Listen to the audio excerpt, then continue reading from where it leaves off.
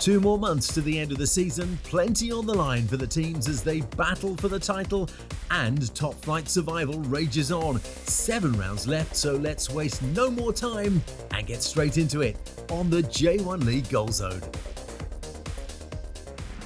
2-time defending champions Kawasaki put 4 goals past Sagan in midweek, winning their 4th straight and reclaiming the First Division lead for the first time in 3 months. At the other end of the table, Gamba moved out of the relegation zone with their 2nd straight victory, 1-0 over Avispa, courtesy of Patrick's 94th minute winner. Finally, all teams are back for a full set of fixtures. Consadole kicking things off against Cerezo, the Antlers taking on Urawa, while Kashiwa were on the road to play Jubilo. Kawasaki and Shonan for their contest, and the Marinos headed to Tokyo. Last time out, Consadole had suffered a 2nd straight loss at home. They were now faced against a tough opponent in Cerezo. The visitors had seen their 8-game unbeaten streak ended by Sanfrecce, but would like to believe that they'd be able to bounce back in Hokkaido. Here's Shazad.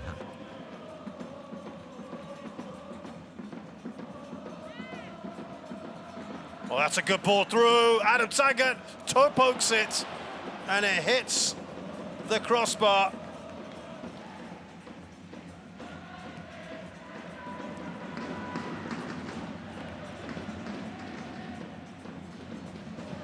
Oh, curling it in. What a great goal that is. Wonderful. They've taken the lead here.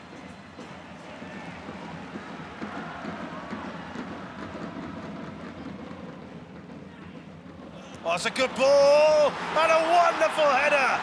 Kim Gun-hee comes good. That's a lovely ball, and it's peeled away from his man.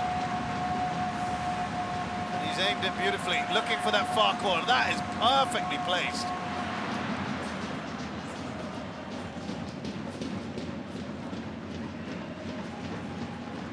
Now, up the other end, Nakahara wanted the ball, but it's from a beautiful shot there, really, from Yamanaka. Good save from Sugeno. Now Aoki.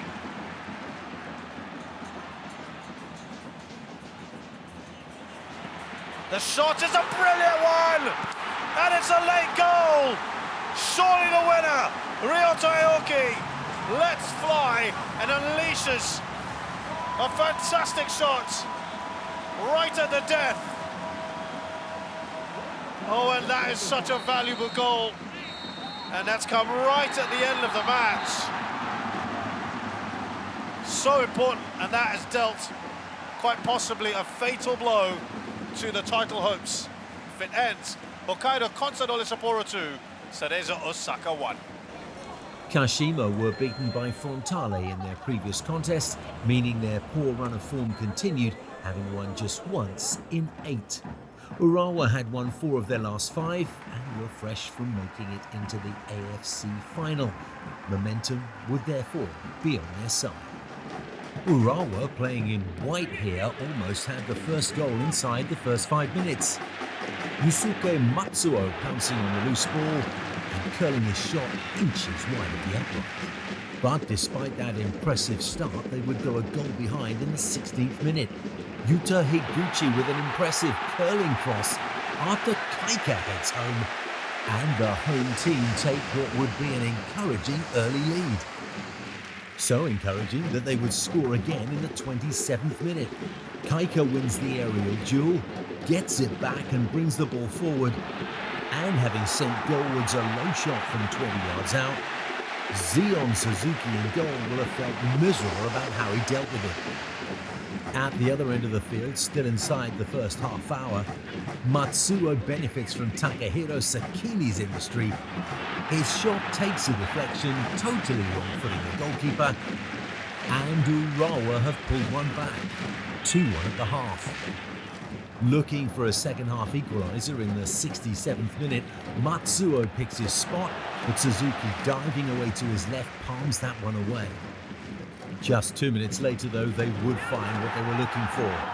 Ken Iwata with the free kick, Takuya Iwanami with the deft header, and we're tied at 2 each. Now into the 92nd minute, and it's Urawa's final chance to get the victory.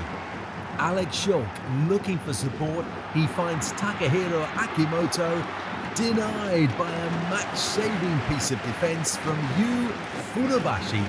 This one finishes 2 goals apiece. Sanfrecce came into this fixture having won their last 4 games, while visiting Shimizu were unbeaten in 5. The hosts had slowly crept their way into the title hunt and would be highly motivated to churn out another positive result. It took the best part of 40 minutes for this match to come alive. That was until Ben Khalifa's deep cross to the far post. Tsukasa Morishima hits that one just wide, clashing heads with the defender in the process. After a quiet first 45 minutes, we move ahead into the second half, and on the break Shimizu looked destined to score. Yago Pikachu finds Carlinhos Jr. What a save though from Keisuke Osaka. And Osaka would be the visiting hero again 3 minutes later, first of all punching away across, and then scrambling back to his feet to deny Takashi Inri. On the hour mark, what looked to be a turning point. Tsukasa Shotani clearly fouling his opponent, prompting a yellow card from the referee, but the VAR review shows that this was a last man opportunity and there was a goal-scoring chance involved. The referee upgrades the yellow to a red, and Sanfrecce are down to 10 men. Remarkably though, this seemed to spur them on to greater things.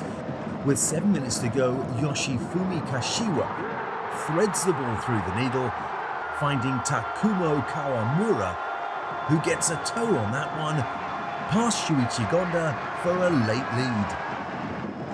And then in the 96th minute, as the visitors pressed forward to try and make amends from well inside his own half, Kawamura drives this one over the head of the goalkeeper for a 2-0 victory and all 3 points.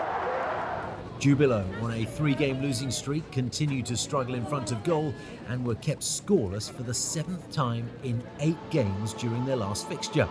Tough to see them get the better of Kashiwa then, who remain in the hunt for an AFC berth. So, despite being away from home, this looked like a game that Kashiwa could dominate, and they started early. From a deep 9th minute cross, Douglas rises high, only to see his header come back off the upright. But midway through the first half, another move down the right-hand side sees Takuma Ominami with a cross.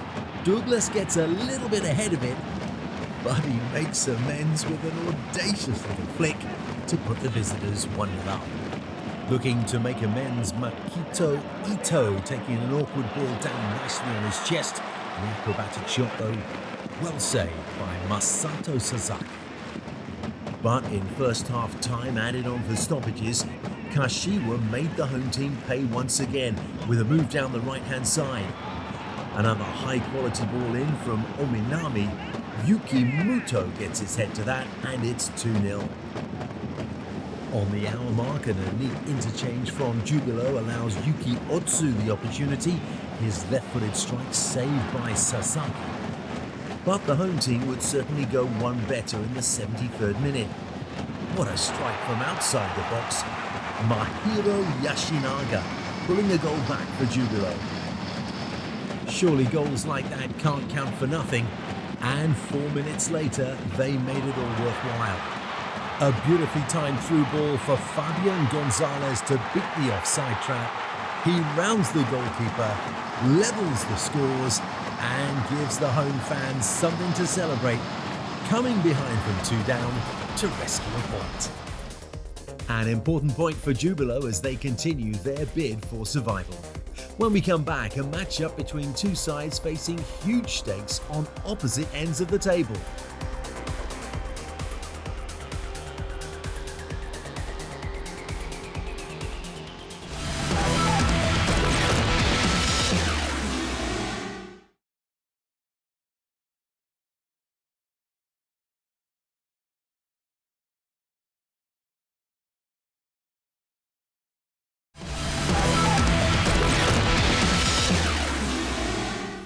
If you want goals, we have them right here on the J1 League Goal Zone.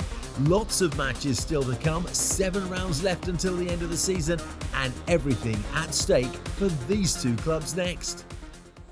Shonan had recently failed to win for the 5th game in a row, a frustrating run for the hosts as they float dangerously close to relegation. A tough task for them as they face Kawasaki here, with the visitors chasing the title and on a 4-game winning streak. Mark Richmond with your commentary. To add on to what they've achieved so far, and it's a goal for Kawasaki Frontale. Shogo Taniguchi. Well, it last came off the head of Kei Chinen, so the goal might be credited to the number 20. There we go, that slight deflection of Chinen.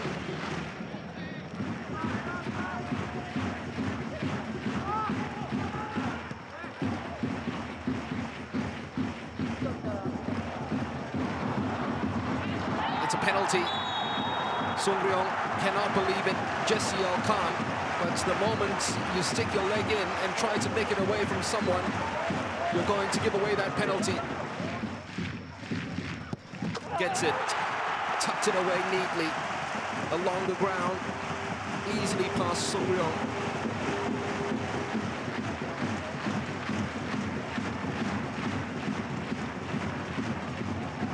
Oh, it's got hit the uprights.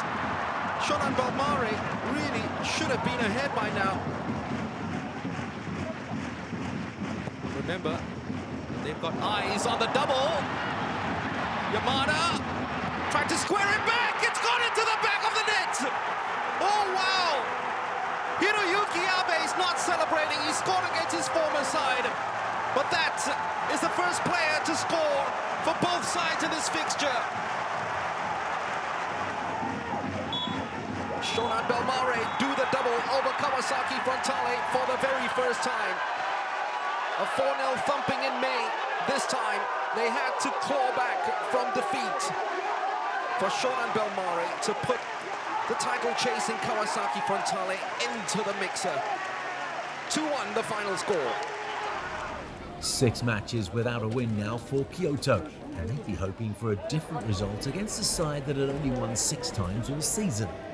Kobe had been parked in relegation trouble all year long and needed to turn things round before time runs out. And what a start it was for the home team. Developing a move down the right-hand side from the throw-in, Tema Matsuda shrugs off the attention of the defender, turns well, and strikes into the roof of the net for a goal inside the first minute. Still less than 6 minutes on the clock as Vissel come forward looking to make amends. A peach of a cross finds the head of Leo Osaki, who can't keep his effort down. And so we'd only entered the 9th minute before Kyoto managed their second goal of the game. Yuta Toyokawa letting fly from the edge of the box for a 2-0 lead. Despite that, plenty of time for Vissel Kobe to get back into this one. Gotoku Sakai finds Yuta Goke with a super ball in the 22nd minute. He hits that first time, but straight into the goalkeeper's arms. Right at the start of the second half, a calamitous kickoff provides Vissel Kobe with another opportunity. Tasked with hoiking the ball upfield, goalkeeper Kami Fukumoto makes a total mess of it. Gives an opportunity to Daiju Sasaki. The goalkeeper may well have got the merest of touches to deflect that one onto the post, saving some severe blushes. In the 58th minute, Yoshinori Muto has an opportunity which he may well have taken himself. Instead, he squares it to Koyo Yuruki, who can't find the target. And things got worse for the visitors just a minute later. Yuki Kobayashi shown a red card for hauling down an attacker, and they'll be playing the last half hour with only 10 men. Already ahead, Kyoto looked to take further advantage, but Yudai Kimura, having got between the defenders, saw his side-footed effort come back off the inside of the upright, although they'd happily settle for the 2-0 win. Gamba made it back-to-back wins and would be looking to build upon those performances as they hosted Saga. The visitors recently came off a defeat that ended their 6-game unbeaten run, but should be capable of bouncing back in Osaka. As early as the 15th minute, the hosts got themselves into trouble trying to play out from the back. Once Sagan were able to take advantage and put the ball into the box, the slightest of touches from Jun Nishikawa puts them 1 goal up. Now into the second half, they'd make it 2-0 in the 53rd minute. Yoichi Naganuma chips the ball in to the edge of the 6-yard box, where Taisei Miyashiro is waiting.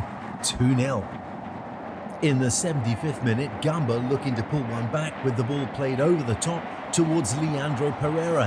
He can't beat Park Il-gyu in goal though, and eventually danger is averted. 3 minutes later, and Sagan would make this a complete victory.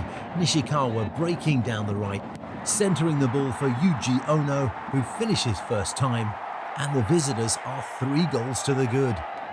Their attacking prowess complemented by a fine clean sheet, despite Ryu Takao pulling the ball back for Yuki Yamamoto and looking certain to score. Wataru Harada, though, heroically clearing off the line, not knowing that the move would eventually be reversed for offside. A memorable 3 points for the visitors. Avispa had now lost 4 of their last 5 and would be desperate to get back to winning ways and put some distance between themselves and the drop zone. Their opponents, Nagoya, were on a decent run, just 1 loss in 5 and looking to move into the top half of the table. Eager to leave their slump behind them, Avispa were quick out of the blocks. A ball over the top found Jordi Crew. He lost possession but quickly gained it back. The left-footed shot, though, easily saved by Langerak in goal. Just seconds later, a very difficult moment for the referee that, in fairness, he handled very well. Going for the same ball, goalkeeper and defender clashed heads. No foul here, but there is a directive for referees to stop play when head injuries are involved. But seeing there's a clear goal-scoring opportunity, he allows play to develop for a moment. Sho Inagaki hits the post, Ryoya Morishita scores from the rebound, and immediately, with the goal standing, the referee beckons for medical attention to come from the sidelines. Nagoya with an early 1-0 lead. But that wasn't the end of what became a very unorthodox contest. A couple of heavy challenges leaves one player down, and in order for him to receive medical attention, the injured player's opponent puts the ball out of play. The unwritten code in football is that when that happens, the thrower gives the ball back to the defending side. As you can see, that didn't happen here. Instead, Lukian picked up the ball and scored. Nothing the referee can do about it. Technically, the rules haven't been broken. But there is honour among footballers. The Avispa manager instructs his players to right the wrong, allowing Kensuke Nagai to stroll forward from the kickoff and make it 2-1. In stark contrast, Nagoya's third goal would be one taken right out of the playbook. A pinpoint pass in the penalty area from Yuki Soma finds Nagai, who this time scores a goal he can rightly be proud of. So Avispa went into the half-time break 2 goals down, but they pulled one back in the 57th minute. Crew on the right pulls the ball to the edge of the box, where Yuto Hiratsuka is waiting. That's his first J1 goal, and the margin is now 1. Minutes later, though, their chances of completing the comeback suffered a blow. Daiki Miya, with a stud's first challenge, saw his yellow card upgraded to a red after the video assistant referee got involved. But that didn't stop them throwing everything into trying to find an equaliser. 6 minutes from time, John Mary swung a boot at a shot that rattled the upright, although they quickly turned their attention to appealing for a handball. The referee consulted his assistant, and the claim was denied. That left a 90th minute corner for Avispa's last chance of the contest. It fell to Masato Yuzawa to execute. His left-footed shot only managed to strike the side netting. 3-2 to the away side in perhaps the most entertaining and certainly most controversial match of the weekend. Tokyo had produced a dazzling performance as they put 6 past Kashiwa, making it 3 wins from 4. The hosts would need to keep up that form as they went up against the Marinos next. The title contenders had been on AFC duty and had lost their last 4 in all competitions. Could they pick up the points to continue their push for the championship? Here's Shizan once again.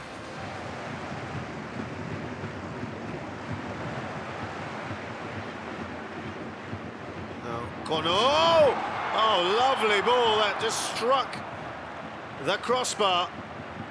Best chance of the match so far. Oh, that has slipped in. Is there any doubt about this goal? I think not. Tomoki Iwata has given Yokohama F. Marinos the lead.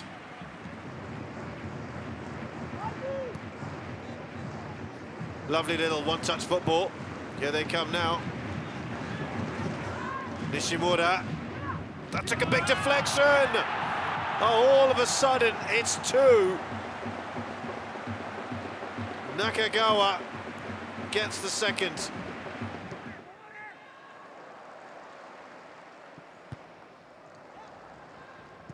Seara, he finds Nakagawa, whose header. It's a direct shot. Oh, brilliant. That would have been something quite spectacular. But Slovak, as far as Yokohama F. Marinos concerned, ruins the party. But that would have been a brilliant goal.